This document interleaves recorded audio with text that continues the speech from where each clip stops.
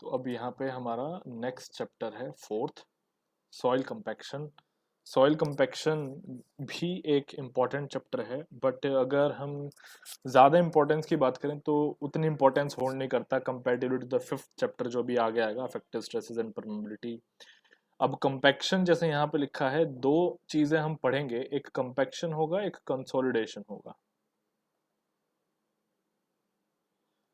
तो इन दोनों वर्ड्स का अच्छे से मतलब हमें समझना है, और अगर हम दोनों का कंपैरिजन करें तो दोनों में क्या होता है, सॉइल कंपैक्शन में सिर्फ सॉइल कॉम्पैक्ट होती है, कंसोलिडेशन में पानी भी निकल जाता है, जो पोर्स के अंदर जो वाटर होता है कंपैक्शन के साथ साथ वो पानी जो होता है वो भी बाहर निकल जाता है।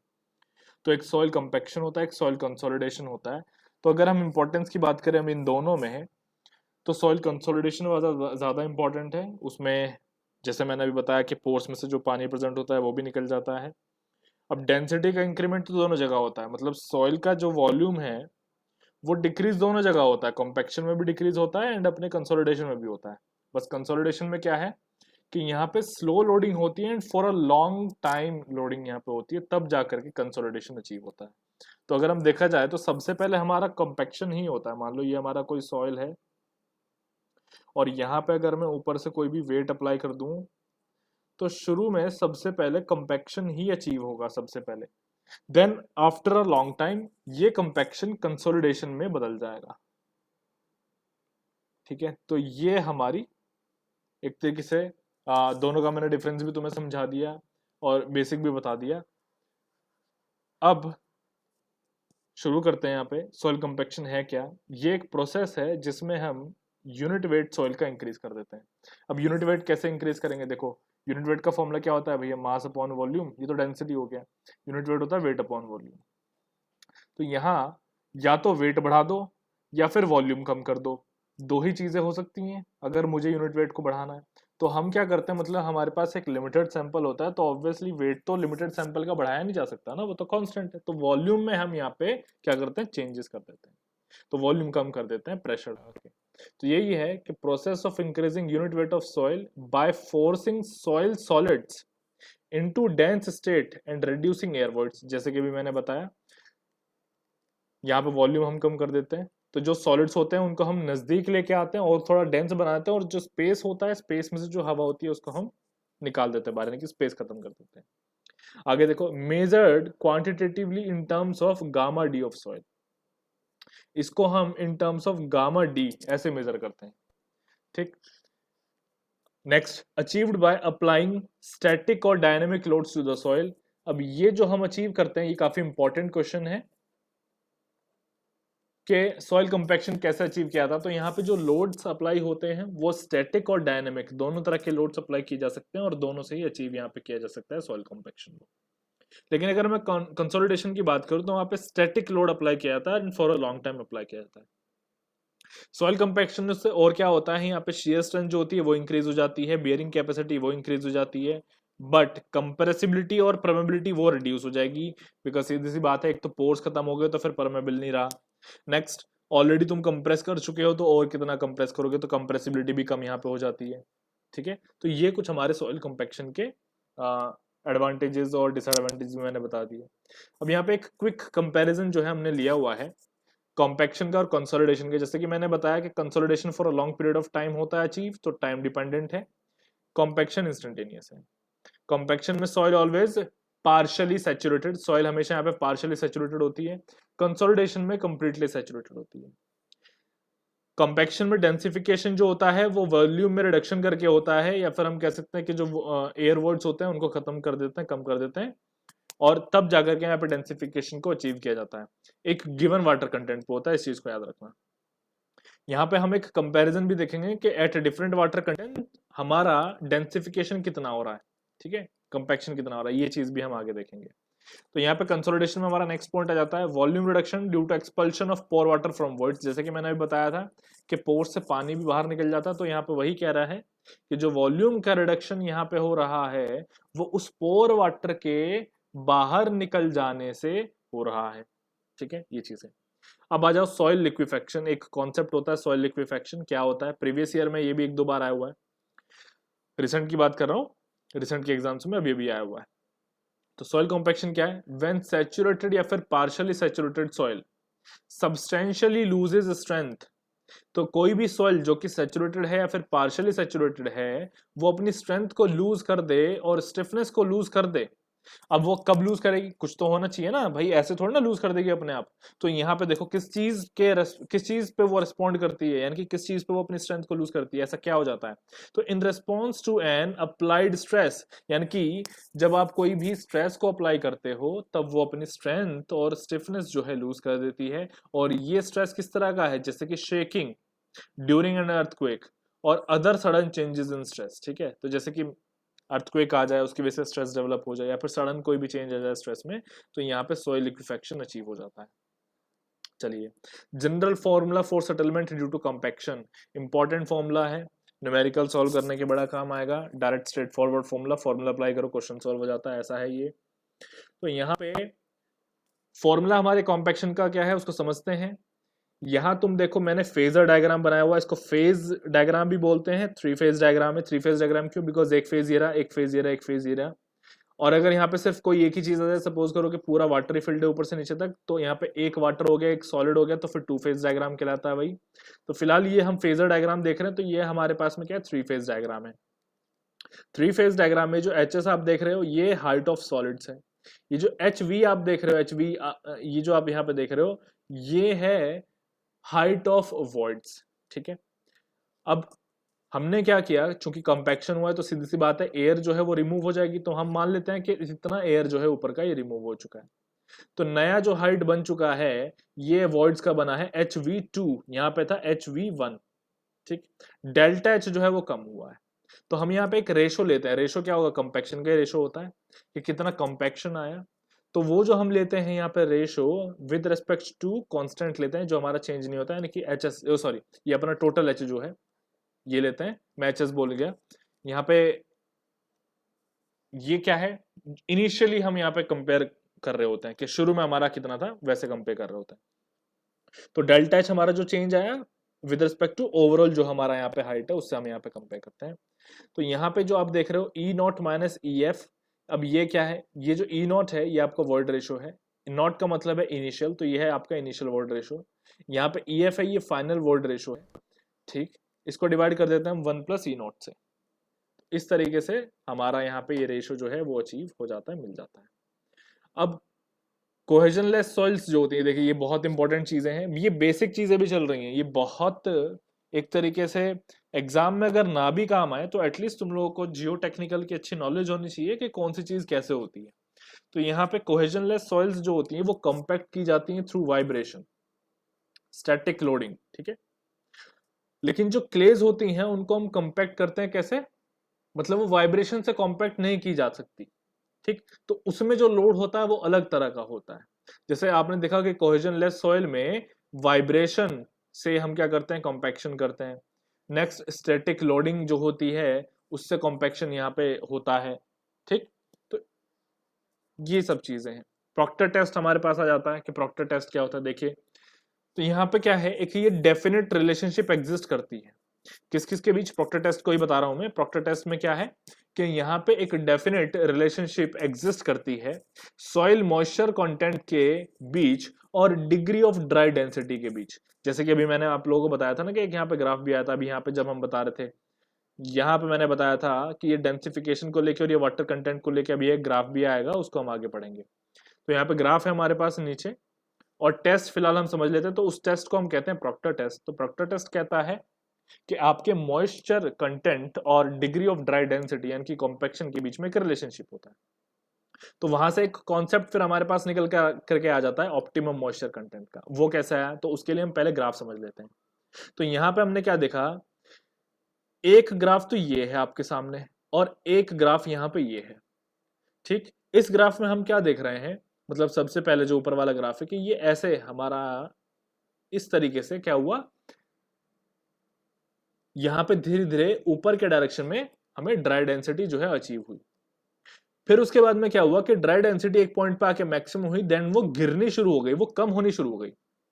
तो ऐसा क्या रीजन रहा? तो हम यहाँ पे देख रहे हैं कि जैसे जैसे हमारा मॉइस्चर कंटेंट, वाटर कंटेंट बढ़ रहा था, तो एक पॉइंट ऐसा आया जहां पे हमारा डेंसिटी मैक्सिमम था, बट जैसे जैसे हमने मॉइस्चर कंटेंट अपना वाटर कंटेंट जो है वो बढ़ाया, हमारा डेंसिटी जो था वो कम होता चला गया फिर वहां से। तो वो जो पॉइंट है जहां पे हमें मैक्सिमम डेंसिटी मिलेगा उसको हम कहते हैं ऑप्टिमम मॉइस्चर कंटेंट। ठीक है, तो यहाँ पे पहले ग्राफ के लिए आ जाता है OMC2, दूसरे ग्राफ के लिए आ जाता है यहाँ पे, उसको हम कहते हैं OMC1। अब यहाँ आप लोगों के सामने कुछ लाइंस हैं, एक ये लाइन है जो ऊपर है, इसको हम कहते हैं 100% सेचुरेशन लाइन और zero word line. Zero word line क्यों बोला? बिकॉज 100% सेचुरेटेड है, इसका मतलब हो जाता है कि वॉइड्स में, जितने भी वॉइड्स हैं सब में पानी है। तो चूंकि वॉइड यहाँ पे बचे ही नहीं है तो इसीलिए इसको बोलते हैं जीरो वॉइड लाइन। ठीक, उसके नीचे एक और है, यहाँ पे ऐसी लाइन जाती है, उसको हम कहते हैं 80% सेचुरेशन लाइन। फिर यहाँ पे नीचे और भी आ सकते हैं 60%, 50, जो जैसे आपका मन करे वैसे बना सकते हैं। ठीक है, चलिए अभी यहाँ पे देख लेते हैं OMC के बारे में। The moisture content eight which soil attains maximum dry density, वो हमारा ये हो जाता है। ठीक, चलिए अब यहाँ पे कर्व के बारे में कुछ कुछ डिस्कस कर लेते हैं। जैसे कर्व 1 है हमारा, सबसे पहला कर्व है, नंबरिंग किए रहे हैं यहाँ पे, कर्व 1, ऊपर वाला कर्व है कर्व 2। तो कर्व 1 में क्या हो रहा है, क्या देख करके हमें क्या पता चल रहा है कि यहाँ पे स्मॉलर कंपेक्टिव एफर्ट है, यानी कि यहाँ पे जो एफर्ट लग रहा है वो कम लग रहा है। सीधी सी बात है, देख के पता चल रहा है। भाई आप ये देखो, पहले वाले कर्व में डेंसिटी यहाँ तक अचीव हुई है, मैक्सिमम डेंसिटी, दूसरे वाले कर्व में यहाँ तक अचीव हुई है डेंसिटी। तो इसका मतलब ये है कि दूसरे कर्व में एफर्ट्स ज्यादा डाले गए हैं। तो यही चीज वो यहाँ पे कह रहा है। आगे देखो, maximum dry unit weight obtained is a function of compactive effort. अब जो यहाँ पे maximum dry unit weight obtain हो रहा है वो फंक्शन है किस किस का? एक तो कंपैक्टिव एफर्ट का, यानी कि आप कितना एफर्ट जो है डालते हैं, और मेथड ऑफ कॉम्पैक्शन जो आपने ऑप्ट किया, ठीक है, किसी भी सॉइल के लिए। तो ये दो चीजें यहाँ पे, इनको याद रखना है। चलिए अब यहाँ पे हमारे पास प्रॉक्टर टेस्ट के कुछ बहुत ज्यादा इंपॉर्टेंट वैल्यूज आ जाते हैं, मोस्ट इंपॉर्टेंट, प्रीवियस ईयर में आए हैं और आगे भी आएंगे। तो यहाँ पे मैंने क्या किया है, कंपैरिजन करवाया है। एक स्टैंडर्ड प्रॉक्टर टेस्ट है, एक मॉडिफाइड प्रॉक्टर टेस्ट है, दो तरह के प्रॉक्टर टेस्ट होते हैं। अब इनमें किया क्या गया है, देखो जो जो चीजें यहाँ पे आती हैं, जो जो चीजें आपके प्रॉक्टर टेस्ट में इंक्लूडेड होती हैं, सब मैंने यहाँ पे ले ली है। एक तो हैमर इंक्लूडेड होता है, फिर क्या होता है, उस हैमर को कुछ हाइट से गिरा देते हैं, तो यहाँ पे हाइट ऑफ फॉल हो गया। फिर जिस मोल्ड में हैमर होता है, जैसे कि सपोज ये मोल्ड है, यहाँ पे हैमर को जो है ऊपर से गिरा देगा, ये आपका हैमर है सपोज, तो ये मोल्ड का जो वॉल्यूम है ये भी मैंने यहाँ पे लिया हुआ है। फिर यहाँ पे नंबर ऑफ लेयर्स है, नंबर ऑफ लेयर्स किसके हैं, देखो यहाँ पे आप सॉइल फिल करोगे, तो सपोज करो कि आपने सॉइल का एक लेयर डाला, देन दूसरा लेयर डाला, देन तीसरा लेयर डाला, तो इस तरीके से यहाँ पे। तो जो जो चीजें आप प्रॉक्टर टेस्ट में करते हो वो देखते समझ में आ रहा है। तो सबसे पहले तो आपका वेट ऑफ हैमर है प्रॉक्टर टेस्ट में, स्टैंडर्ड प्रॉक्टर टेस्ट में होता है 2.495 किलोग्राम, मॉडिफाइड में होता है 4.54 किलोग्राम। अगर मैं हाइट ऑफ फॉल की बात करूं तो स्टैंडर्ड वाले में होता है 12 इंचेस, जो कि है 304.8 mm, और यहां पे होता है हमारे पास में 18 इंचेस, ठीक, जो कि होता है 457.2 mm। अगर मैं वॉल्यूम की बात करूं तो यहां पे हमारे पास में होता है 944 का मोल्ड, सेंटीमीटर क्यूब है ये, और दूसरे में भी यानी कि मॉडिफाइड वाले में भी सेम ही वॉल्यूम होता है। लेयर्स की अगर हम बात करें तो यहाँ पे होती हैं 3 और यहाँ पे होती हैं 4, यहाँ पे लेयर्स चेंज हो गई, वेट चेंज हो गया हैमर का, और जो हाइट ऑफ फॉल है वो भी चेंज हो गया। अब आपका ना एक जनरल क्वेश्चन और आता है, वो कहता है कि एनर्जी निकालो, एनर्जी अप्लाइड, यानी कि आपने एनर्जी कितनी अप्लाई करी है, कितना एनर्जी आप स्टैंडर्ड प्रॉक्टर टेस्ट में लगाते हैं, कितना एनर्जी आप मॉडिफाइड में लगाते हैं। तो ये वैल्यूज आप याद कर सकते हो, 594.29 kilo joule per metre cube, ऐसे यहाँ पे भी है, ये पर यूनिट वॉल्यूम होता है। ठीक है, ये वैल्यूज आप याद कर सकते हो। अगर आपको निकालना सीखना है कि कैसे निकालते हैं तो उसके लिए मैंने यहाँ पे फॉर्मूला भी दिया है। तो एनर्जी का फॉर्मूला है यहाँ पे capital N small N capital W small H upon capital V. तो ये क्या क्या चीजें हैं, कैपिटल एन जो है वो आपका नंबर ऑफ ब्लोज है पर लेयर, जो कि होता है 25, स्मॉल एन जो है वो आपका नंबर ऑफ लेयर्स है, capital W weight of hammer है, small H height of fall है, और capital V volume of mould है। तो ये सब वैल्यूज रखना, तो तुम्हारे पास में ये जो यहाँ पे है वैल्यूज, ये वैल्यूज आ जाएंगे। ठीक है, चलिए अब यहाँ पे हमारे पास में होता है और भी कुछ टेस्ट होते हैं, जैसे कि लाइट कॉम्पैक्शन टेस्ट, एक होता है हैवी कॉम्पैक्शन टेस्ट। तो इसमें क्या होता है, आईएस कोड अगर हम देखें, कौन सा आईएस कोड है इसका, ये आईएस कोड है, और लाइट कॉम्पैक्शन वाले का आईएस कोड ये है हमारे पास। तुम लोग चाहो तो याद कर सकते हो, एक्स्ट्रा चीजें हैं कुछ कुछ, और चाहो तो छोड़ सकते हो। तो यहाँ पे हमारे पास वेट ऑफ एमआर आ जाता है 2.6, अगले में आता है 4.9। Height of fall 310 mm, 450 mm। Volume of mould 1000 centimetre cube, 1000 centimetre cube. Number of layers 3 और 5। ये चीज है हमारे पास यहाँ पे, ठीक है। ऐसे ही यहाँ पे वैल्यूज भी आती हैं कि कॉम्पैक्टिव एफर्ट या एनर्जी अप्लाइड आपके कॉम्पैक्शन टेस्ट में, light compaction, heavy compaction test में कितनी है, वो वैल्यूज भी याद कर सकते हो। उसके बाद फैक्टर्स जो अफेक्ट कर रहे होते हैं आपके कंपैक्शन को, वो कौन कौन से हैं। तो सबसे पहले हमारे पास में आता है मॉइस्चर कंटेंट, हम अभी देख चुके हैं। नेक्स्ट सॉइल टाइप, ये भी हम देख चुके हैं, समझ चुके हैं। जैसे कि cohesion less soil, cohesive soil के लिए हमने अलग अलग मेथड्स देखे थे। फिर आ जाता है कंपैक्टिव एफर्ट। कंपैक्टिव एफर्ट भी हमने अभी समझा था कि जितना आप कंपैक्शन एफर्ट करोगे उतना ज्यादा कंपैक्शन अचीव होगा। तो यहाँ पे कंपैक्टिव एफर्ट में हमारे पास में दो पार्ट्स आते हैं फर्दर, नेचर ऑफ एफर्ट यानी कि आपका नेचर क्या है, और अमाउंट ऑफ एफर्ट, ठीक है। ये दो चीज आ जाती हैं। चलिए एक सेकंड। अब यहाँ अगर हम सबसे पहले की बात करें मॉइस्चर कंटेंट की, यहाँ पे तुम देख सकते हो ये लुब्रिकेशन थ्योरी के नाम से जाना जाता है। इसमें मैं ज्यादा चीजें तुम लोगों को बताऊंगा नहीं, सिर्फ काम की चीजें बताऊंगा, इसमें डिटेल में हमें नहीं जाना है, ठीक है। तो एक चीज ये है कि मॉइस्चर कंटेंट जैसे ही बढ़ता है, एक H2O की फिल्म जो है सॉइल पार्टिकल्स के चारों तरफ आ जाती है, ठीक है। अब होता क्या है कि वो फिल्म लुब्रिकेट कर देती है पार्टिकल्स को और आसान कर देती है कि वो ट्रेवल कर सके, एक तरीके से मूव कर सके इधर से उधर, और उनपे हम जो है फोर्स लगा सकें। तो होता क्या है कि चूंकि वो लुब्रिकेट हो चुके हैं, तो वो जैसे ही हम प्रेशर लगाते हैं तो वो आराम से क्लोज आ जाते हैं और डेंस हो जाते हैं, ठीक है। तो अगर हम इस फिनोमिना की बात करें तो ये फिनोमिना सिर्फ और सिर्फ OMC तक ही काम करता है, ऑप्टिमम मॉइस्चर कंटेंट तक काम करता है। जैसे ही हम OMC से ज्यादा वाटर कंटेंट अपना कर देते हैं, तो वहां पे होता क्या है कि वाटर स्पेस लेना शुरू कर देता है और फिर पार्टिकल जो है नजदीक नहीं आ पाते। बस ये यहाँ पे रीजन है उसका। तो अगर हम रीजन की बात करें तो ये हमारा रीजन है। आगे देखो, compaction curves for different soils. ये कंपैक्शन कर्व याद कर रखना है, पहचानना है तुम्हें।